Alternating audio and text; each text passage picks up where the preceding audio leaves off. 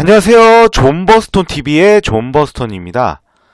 오늘은 배당 매력도가 있는 배당주 리스트 탑 7에 대해서 이야기해보고자 합니다. 배당주 시리즈는 제가 추후에도 괜찮은 배당주가 있으면 업데이트를 하려고 그렇게 생각 중입니다.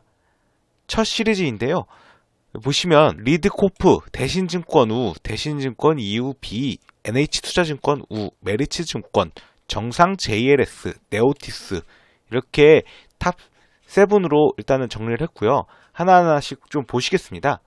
먼저 리드코프부터 보시면 5월 7일 종가가 9,200원이고 2020년도 주당 배당금이 800원입니다. 800원 기준으로 시가 배당률이 8.7%로 엄청 높습니다. 그리고 3년 평균 주당 배당금은 제가 밑에 이제 2018, 19, 20년도 이걸 평균한 건데요.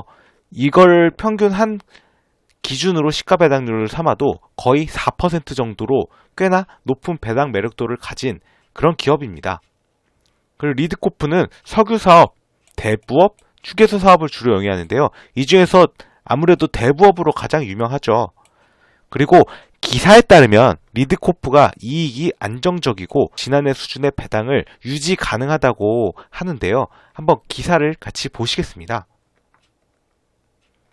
이게 3월 30일자 기사이고요. 내용을 조금 보시면 지난해 리드코프의 특기할 만한 변화는 배당이다. 리드코프는 최근 10년 동안 줄곧 100원에서 200원 사이를 배당했는데 지난해는 무려 800원을 지급했다.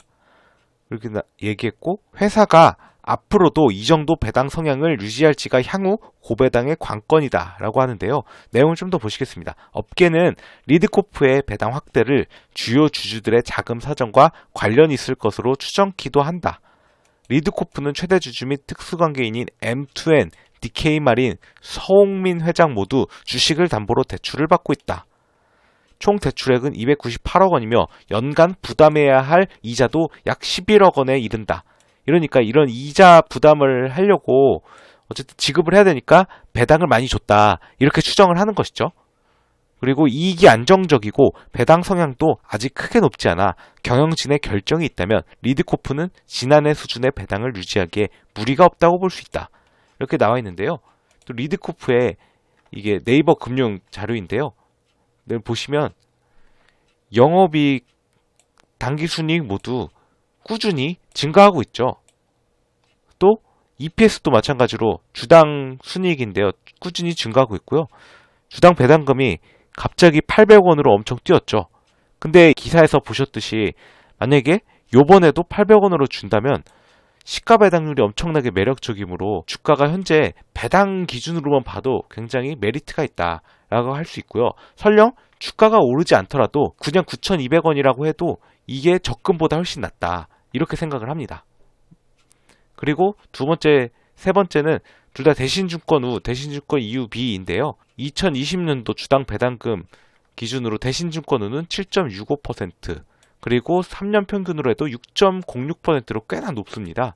대신증권 EU B도 비슷하게 7.5%, 5.88% 이렇게 됩니다.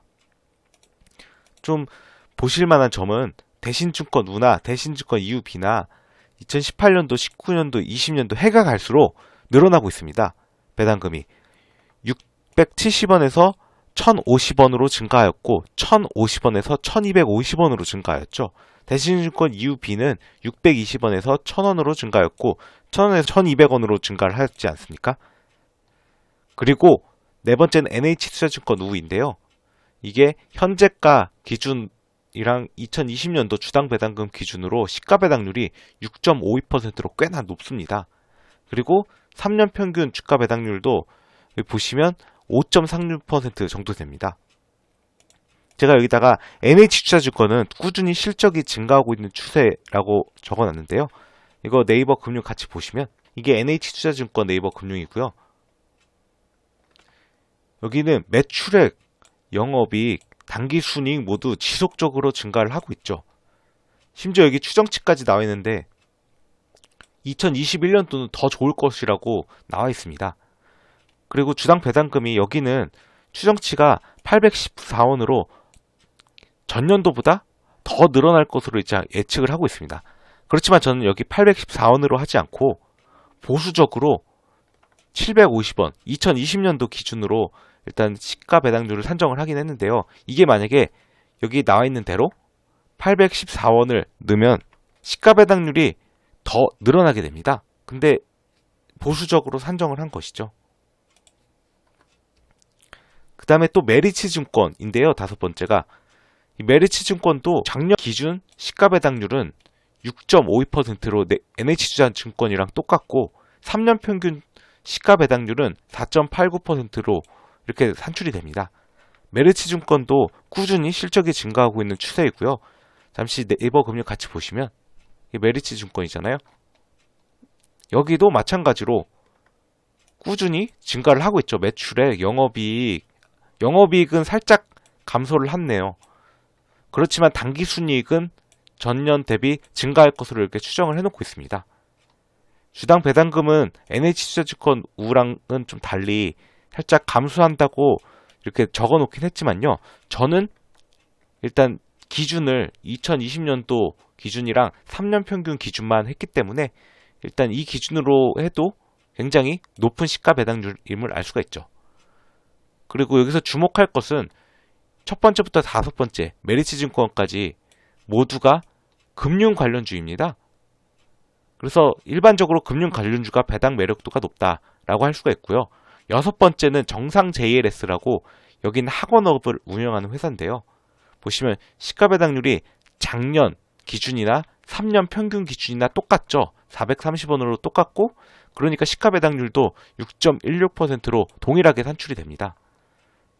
정상 JLS 제가 학원업을 운영하고 있으며 실적과 관계없이 주당 배당금을 430원씩 꾸준하게 지급하고 있습니다. 그러니까 2021년에도 430원을 지급할 것이라고 쉽게 예상이 가능하죠. 또 마지막으로 일곱 번째는 네오티스인데요. 이 기업도 작년 기준이나 3년 평균 기준이나 똑같이 시가 배당률이 5.86%로 산출이 됩니다. 여기도 똑같이 마찬가지로 실적과 관련 없이 꾸준하게 주당 배당금을 250원씩 지급을 하고 있습니다. 그리고 참고로 네오티스는 자동차용 부품인 샤프트하고 PCB, 이게 인쇄 회로 기판인데요. PCB 기판에 사용되는 부품인 마이크로비트라는 부품을 제조하는 업체입니다.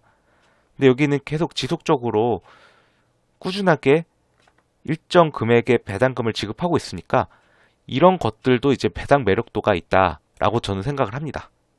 이상으로 배당 매력도가 있는 기업 탑7에 대해서 말씀을 드렸습니다. 시청해 주셔서 감사합니다.